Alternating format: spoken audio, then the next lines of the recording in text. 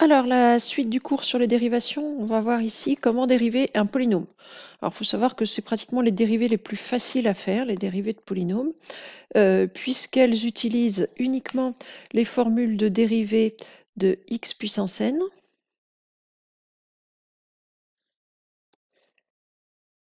x puissance n, qui se dérive en n fois x puissance n moins 1. La dérivée d'une constante qui se dérive en 0. La dérivée d'une fonction linéaire, alors qu'on peut appeler kx ou mx, peu importe, dans le cours c'est kx je crois, qui se dérive en m. Donc ça c'est les trois formules qu'il faut connaître. Et il faut aussi savoir que lorsque j'ajoute deux fonctions, ou que je les soustrais d'ailleurs, et que je cherche à les dériver, bah, ça se passe plutôt bien. C'est-à-dire que j'ajoute les deux dérivées. Je fais ça naturellement, ou je soustrais les deux dérivées. Et de la même manière, si je suis en train de multiplier une fonction du tableau par un réel k, et que je veux la dériver, et ben, la dérivée se trouve elle aussi multipliée par mon réel. Par exemple, la dérivée, on a fait des exemples un petit peu au-dessus, hein. Ici, la dérivée de 5x cube, ben, c'est 5 fois la dérivée de x cube.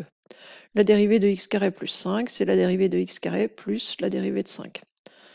Donc c'est uniquement ces propriétés-là qu'il faut utiliser pour dériver les polynômes. Donc on va faire tout de suite un exemple pour voir comment on dérive un polynôme du second degré, et puis juste en dessous pour voir comment on dérive un polynôme de degré 3. Alors d'abord un polynôme de second degré, donc on prend 5x carré moins 3x plus 2. Donc ici c'est la somme de trois fonctions.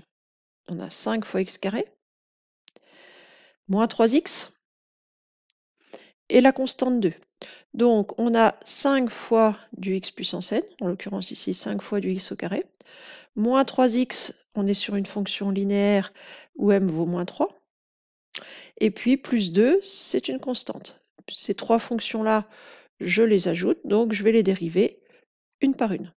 Donc typiquement, la dérivée de 5 fois x carré, ça va être 5 fois 2x, alors que vous pouvez aussi, vous, plus simplement dire, je mets le 2 devant, alors du coup on va avoir 2 fois 5, et puis la puissance, l'exposant descend d'un cran, hein, puisque quand on dérive un x puissance n, ça devient du x puissance n-1, donc la puissance d'avant. Donc on va avoir, 2 fois 5x. Ensuite, la dérivée de moins 3x, c'est moins 3. La dérivée de la constante, c'est 0. Donc on va avoir ici la dérivée de f qui va être égale à 2 fois 5, 10x moins 3. Et donc, vous pouvez retenir le résultat par cœur, mais vous pouvez aussi vous débrouiller juste avec les formules, hein. La dérivée d'un polynôme ax carré plus bx plus c, c'est 2ax plus b. Alors, pourquoi 2ax? Eh ben, parce que le x carré se trouve multiplié, enfin, se trouve transformé, dérivé en 2x. Donc, ça va être a fois 2x qu'on écrit 2ax. Bx se trouve dérivé en b, et la constante se trouve dérivée en 0. Donc, on va rapidement dériver ces 6 fonctions-là, qui sont 6 polynômes de degré 2. Alors, la première, f' de x, donc on va avoir 2 fois 4x, ou 4 fois 2x, comme on veut. Alors, ouais, c'est pas grave, 2 fois 4x. Moins 6x se dérive en moins 6, le plus 1 se dérive en 0. Donc je vais avoir f' de x égale 2 fois 4x, 8x, moins 6. La deuxième, g' de x, x carré se dérive en 2x, moins 2x se dérive en moins 2, plus 6 se dérive en 0. C'est fini pour g. La troisième, h' de x. Alors, j'ai moins 3 fois x carré, donc je vais dériver en moins 3 fois 2x. Plus 2x que je dérive en 2, plus 2, plus la dérivée de 8 qui fait 0. Donc on va avoir h' de x égale moins 6x plus 2.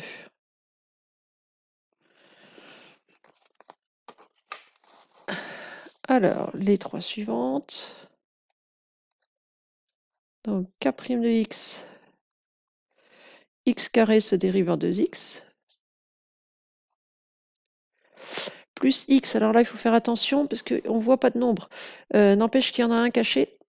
Quand vous écrivez x, c'est pareil que un x.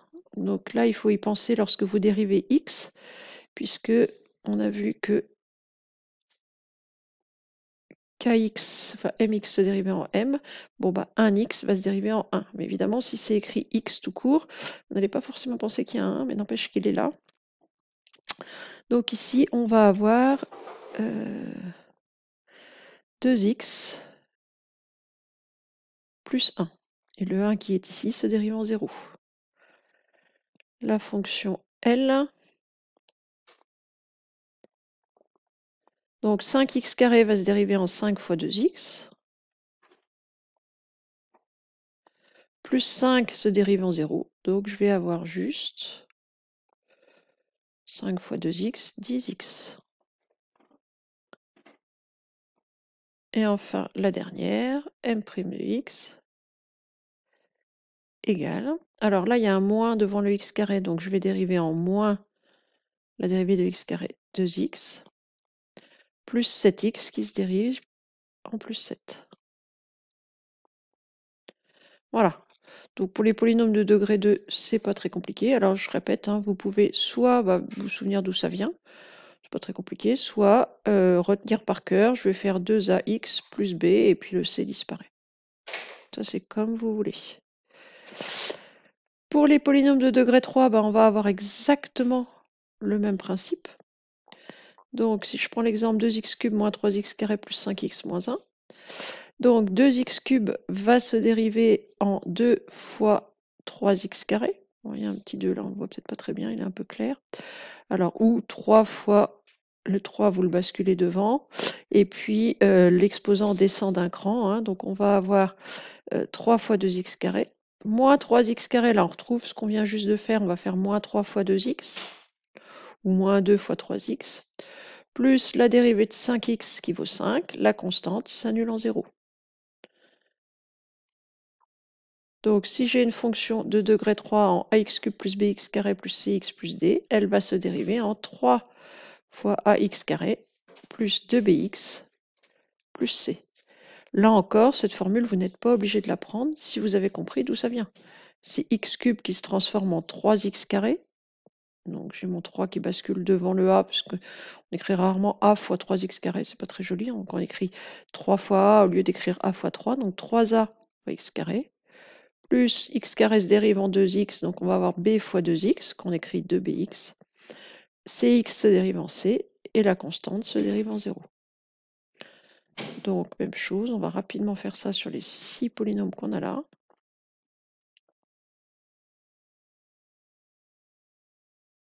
Alors, on va avoir f' de x égale. Donc x³ va se dériver en 3 fois x carré. Moins 3x carré va se dériver en moins 3 fois 2x. Plus 2x se dérive en 2. Moins 5 se dérive en 0. Donc je vais avoir f' de x égale 3x carré moins 6x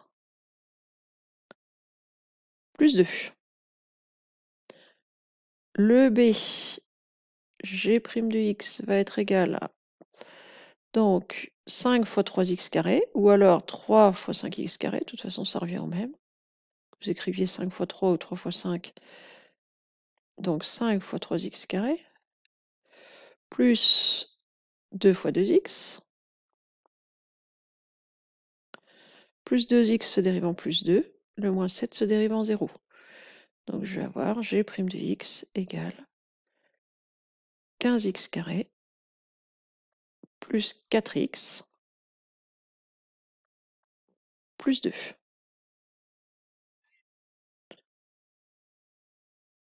H' de x.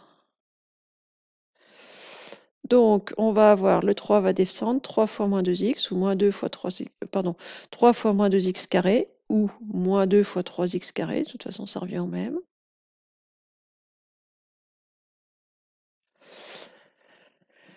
Moins 2 fois 3x ou moins 3 fois 2x. Moi, je préfère moins 3 fois 2x. Moins 7x se dérive en moins 7. La constante se dérive en 0.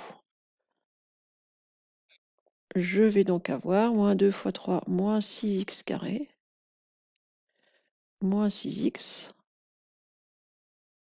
moins 7. La fonction k. Donc x cube va se dériver en 3x carré, donc on va avoir moins 3x carré, plus x carré qui se dérive en 2x, plus 1 qui se dérive en 0. Donc pour la dérivée, on s'arrête là.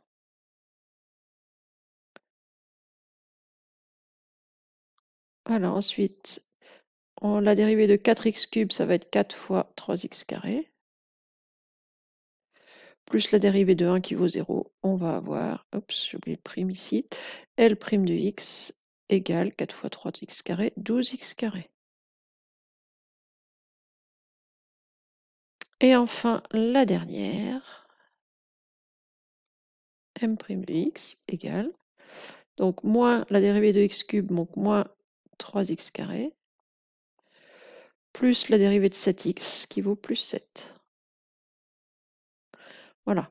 Donc juste qu'il ne faut pas confondre, surtout quand ils ne sont pas complets, en fait, les polynômes, quand il y a des petits bouts, réfléchissez bien. Donc là, c'est 7x qui se dérive en 7. Ici, c'est une constante, juste 1, qui se dérive en 0. Donc c'est les seuls petits pièges que vous pourriez rencontrer. Quelquefois, il n'y a pas de x, il n'y a pas de constante. Bon, donc on ne retrouve pas toujours dans la dérivée de 3 termes. Il peut y en avoir que 1, que 2, que toutes les configurations sont possibles. Donc juste réfléchissez bien à ce que vous êtes en train de faire. Et ça devrait bien se passer. C'est quand même pas ce qu'il y a de plus difficile. Voilà, c'est tout pour cette petite partie de cours sur les dérivées de polynômes.